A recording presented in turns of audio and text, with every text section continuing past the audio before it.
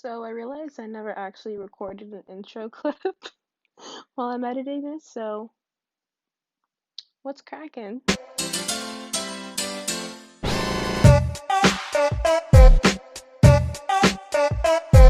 Hey guys, welcome back to my channel, and if you're new here, hi, my name is Zhariya Smith, and I typically make commentary videos just like this one. So if you guys like that, or you just happen to love my gorgeous face, make sure to subscribe down below, and hit the notification bell to get notified every single time I post, which happens to be on Mondays and on Fridays. Yeah, that's my intro. I don't know why I just doubted myself for a second. But anyways, in today's video, guys, we're going to be talking about toxic positivity, what is wrong with it, what is it, and just, general things to note about toxic positivity. Howdy! So I realized that my eyelashes in this look a little bit wonky. I'm very sorry. Please don't comment about it because I will cry. But either way, let's get on to the video. I've noticed that typically people, for instance, with the pandemic thing that's happening, I've seen a lot of people just be like, oh, it's okay, everything's gonna be fine, like, don't worry about it. And while that does, semi help yourself, if you kind of fake it till you make it kind of thing that's happening, that can be good in some cases, but it can also be very, very bad and toxic for you. So we're gonna talk about it. So, what is toxic positivity? It is the excessive and ineffective overgeneralization of a happy, optimistic state across all situations. This results in the denial, minimization, and invalidation of the human experience, like emotionally. The reason why I'm making this video specifically is because I follow this account on Instagram called So You Want to Talk About. I absolutely love their posts. If you follow me on Instagram, you see I constantly repost like everything that they post. But they posted a slide on toxic positivity, and I'm going to read you guys, I'll put it on the screen obviously, but I'm going to read you guys a few things that they said about it, and I think it's really important. So in the beginning it says, everything will be fine, this too shall pass, stay positive, it could be worse. Now, if you've ever gone through a difficult time, you've definitely heard that. And statements like that coming from your friends, family, etc. can be very, very negative towards your mental health, which we care about on this channel. We care about your mental health so much. According to some experts, toxic positivity honestly oversimplifies the human brain and human emotions and how we process it, and this can be detrimental to your mental health. In this, Heather Monroe says that there can be long-term effects of toxic positivity, including encouraging a person to remain silent about their struggles, which is very bad. You don't want to be silent about your struggles because then you're going to run into issues down the road of trying to figure out your mental health as a whole. Because this optimism, and this like extreme optimism at least, can kind of push down your negative feelings that you're feeling, and then just kind of push it away. And then if you guys have ever seen me, Myself, and Irene, that movie obviously is like an extreme example, but some people can push themselves away, and it's very, very bad. Also, the post says that when you deny or avoid unpleasant emotions, you make them bigger, which is absolutely true. There's literally my whole high school, I kept on being like, I'm going to graduate, everything's going to be fine, I'm going to graduate, everything's going to be fine. I graduated, and I had to really rebuild my personality because of high school. So definitely, acknowledge your issues when they arise. So then what is the big issue with toxic positivity? And with toxic positivity, negative emotions are seen as inherently bad instead of positivity. So it's kind of like bad, like negative emotions are seen as horribly bad, and positive emotions are seen as the only emotion that you should be able to feel. So to add some more context, imagine like Inside Out, right? So joy was the main emotion that was trying to control Riley's head. As we could see, joy trying to take over like all of the emotions didn't really work out well because you're supposed to feel sad and angry and fearful. That's how humans feel, so that's something to take note. Yeah. And honestly, the pressure in society to feel okay, it also invalidates so many emotions. Like the it's okay to not be okay. That's like the normal. Like you shouldn't have to be constantly happy. Like that's not normal for anyone. A psychotherapist named Carolyn Carroll from Baltimore says that it can give an impression that you are defective when you feel distressed, which can be internalized in a core belief that you're inadequate or weak, which Oh my gosh, if you watch my video about Black mental health, I definitely recommend watching it. That is a huge thing that's in the Black community specifically, is that if you have mental health issues, if you're struggling, if you feel like bad, that immediately makes you be perceived as weak, which is not true. You're very strong.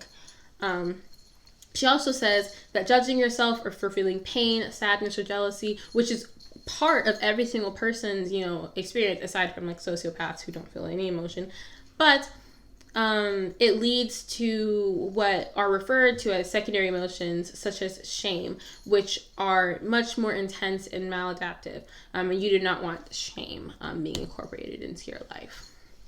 And the big what's wrong with toxic positivity, because you might be sitting back and being like, yeah, it's fine, like it doesn't matter, like as long as you feel fine and like you're pushing things off, that's just like whatever. But just like anything done in excess, if you are extremely positive all the time, it forces you to push down your negative emotions, even when they're not even like as bad. Let's say you got in a car accident and let's say it wasn't your fault. You are allowed to feel sad about getting in your car accident. You don't just have to be like, oh, it's fine, stuff happens, and then move on. Like, you're allowed to sit and be upset. You're allowed to be angry and, all that stuff. But by disallowing yourself to have this emotion, you're in a way like only hurting yourself. By not allowing like these certain, experiences and these certain, thoughts, we fall into a state of denial and we repress our emotions.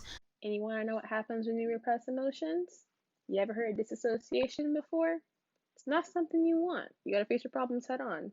Period. People naturally get jealous, angry, resentful, greedy, and life sucks sometimes. Like, literally today, I had the worst possible day today, and I still have to sit down and film. Yesterday was even worse. I could barely get out of bed, and now I'm awake, I'm here, because things happen, and we don't have to be positive all day. So I'm going to tell you guys what the signs of toxic positivity are, so you guys can, if you catch yourself doing it, it might not be so harmful to you if you're doing it just once, but if you see it reoccurring a lot, I would say definitely like evaluate that. But it's hiding or masking your true feelings, trying to just get on with it, or stuffing down or dismissing emotions, feeling guilty for how you feel in the first place, minimizing other people's experiences. So let's say a person tells you, like, my dad just died, and you're like, well, at least you still have your mother. That's not, what you should be saying to someone.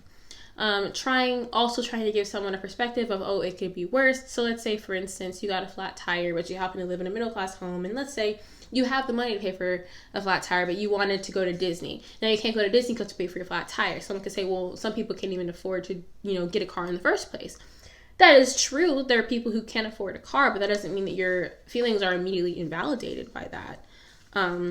Also, this can be shaming or chastising others for expressing frustration.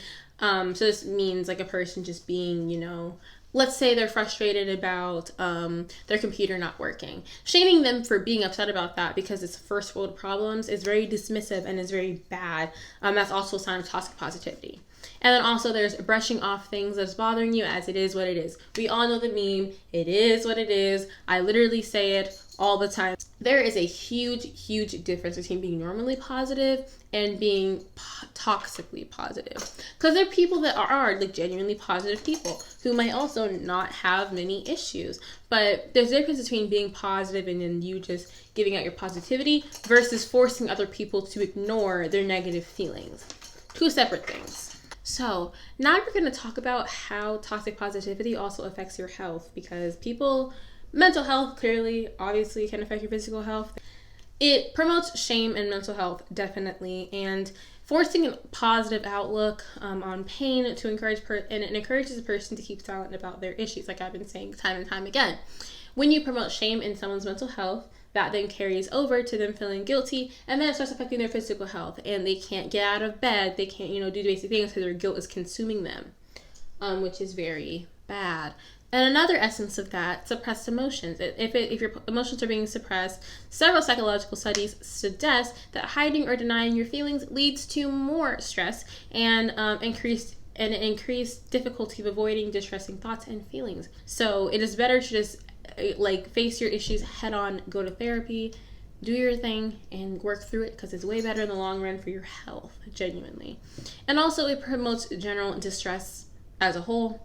In denying the truth about how you feel, you begin to live inauthentically, and you can't live with yourself. Like, there are many people who like are in the closet, LGBT people who are in the closet, who end up, developing mental disorders because they're hiding who they truly are. And you don't.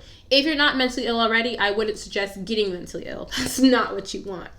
But when you lose the connection with yourself, it makes it difficult to connect to others, which then promotes isolation, which then puts you back in a cycle of mental health issues.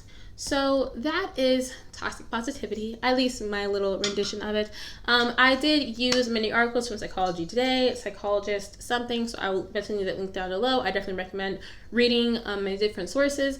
And with that said, I hope you guys enjoyed that video, and if you did, make sure to give it a big thumbs up, as it really helps on channels like mine. Make sure to also subscribe, because I really want to get to 500 subscribers, or maybe 600 by the end of the month, but that's like a lot. I really want to get to 500, so make sure to stay happy, stay healthy, and I will catch you guys in the next video.